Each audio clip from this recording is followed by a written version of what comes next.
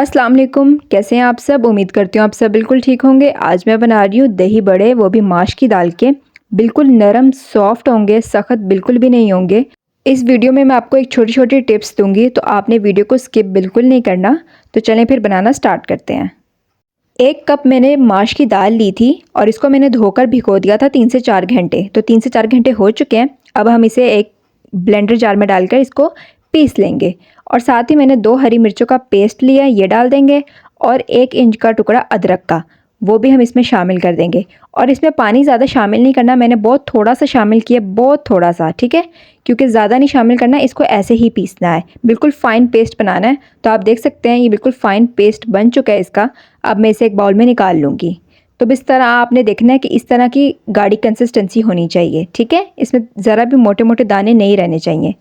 अब हम इसमें डाल देंगे 1 चाय का चम्मच ज़ीरे का और 1 ही चाय का चम्मच नमक का। ये डालकर अच्छे से मिक्स कर लेंगे।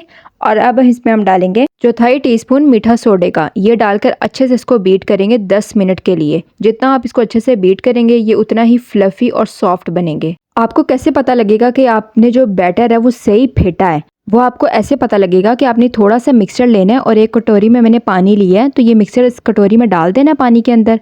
तो ये देख सकते हैं ये ऊपर ऊपर है, ये डूबा नहीं है। तो इसका यही मतलब है कि आपने इसको सही फेंटा है। अगर ये डूब जाएगा तो इसका मतलब है कि आपने इसको सही नहीं फेंटा। इस चीज़ की आपने पहचान रखनी है। अब बस मैं इसके भल्ले बना लूँगी। आप चम्मच की मदद से भी बना सकते हैं और हाथ की मदद से भी बना सकते हैं, जो भी आपको आसान लगता है। बहुत से आपने दही भल्ले खाए होंगे, बाहर से तो वो सॉफ्ट होते हैं लेकिन अंदर से वो सख्त रह जाते हैं। तो वो भी मैं आपको बताऊंगी कि क्यों रहते हैं। इसको फ्राई करने के बाद ना बस हल्का सा कलर इसको देंगे और निकाल लेंगे। इसे ठंडा करेंगे। ठंडा करने के बाद दोबारा हम इसे फाइनल फ्राई करेंगे। 2 दफ़ा इसलिए फ्राई करेंगे, इससे ना जो पकोड़े होते हैं ये भल्ले, ये सोगी नहीं बनेंगे, ठीक है। एक दफ़ा करने से ना सोगी बन जाते हैं। इसको मैंने दूसरी दफ़ा भी फाइनल फ्राई कर लिया है। तो अब हम इसे ठंडे होने का वेट करेंगे। गरम गरम हम इसे पानी में नहीं डालना, ठंडे होंगे तब डालेंगे। तो अब बस दही हम तैयार कर लेते हैं। ये दही मेरे घर की है। अगर आपको इसकी रेसिपी चाहिए तो मैं इस वीडियो में इसका लिंक डिस्क्रिप्शन में डाल दूँगी, तो आप चेकआउट कर सकते हैं। अब मैंने इसमें डाला है 4 चम्मच चीनी के और आधा चाय का चम्मच नमक का। और दही मैंने यहाँ पर ली है 2 कप, ठीक है। इसको अच्छे से फेंट लेंगे।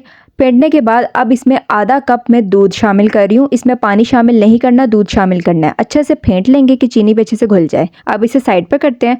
तो हमारे भले भी ठंडे हो चुके हैं। अब हम इसमें पानी में इसको शामिल करेंगे। 5 से 6 मिनट इसको पानी में डिप रहने देंगे और उसके बाद निचोड़ कर एक प्लेट में रखते जाएंगे। गरम गरम भलों को डायरेक्ट पानी में शामिल नहीं करना, क्योंकि उनका टेम्परेचर हाई होता है। जब वो पानी में इनको डाल देते हैं तो वो बाहर से तो सॉफ्ट रह जाते हैं लेकिन अंदर से उनमें एक गुठली बन जाती है। तो कोशिश करें भलों को ठंडा ही करें, उसके बाद आप इसको पानी में शामिल करें। दही जो आपने देखी है जिसको हमने फेंटा है, वो आपने पतली ही कंसिस्टेंसी में रखनी है, गाढ़ी नहीं रखनी। गाढ़ी से ये होगा कि जो दही है वो भलों को अंदर तक एब्जॉर्ब नहीं कर पाएगी। पतली से ना वो अंदर तक एब्जॉर्ब होगी कि जो भल्ले हैं वो सॉफ्ट रहेंगे, ठीक है। तो पतली होनी चाहिए, गाढ़ी नहीं होनी चाहिए। तो मैंने भल्लों की भी लेयरिंग कर ली और दही की भी लेयरिंग कर लिया। ऊपर से मैं इसमें जो हरा धनिया और पुदीने वाली चटनी होती है वो डाल रही हूँ, और इमली और खजूर की चटनी। और जो ये एक और चटनी मैंने डाली है वो क्लिप मुझसे मिस हो गया, मैंने आलू बुखारे की भी चटनी इसमें शामिल की है। और ऊपर थोड़ा सा इसमें चाट मसाला स्प्रिंकल किया है। तो हमारे बहुत मज़े के दही बड़े बनकर तैयार हैं। आप लोग ज़रूर बनाएं और मुझे इसका फीडबैक ज़रूर दीजिएगा। अपना बहुत सारा ख्याल रखें। अल्लाह हाफिज़।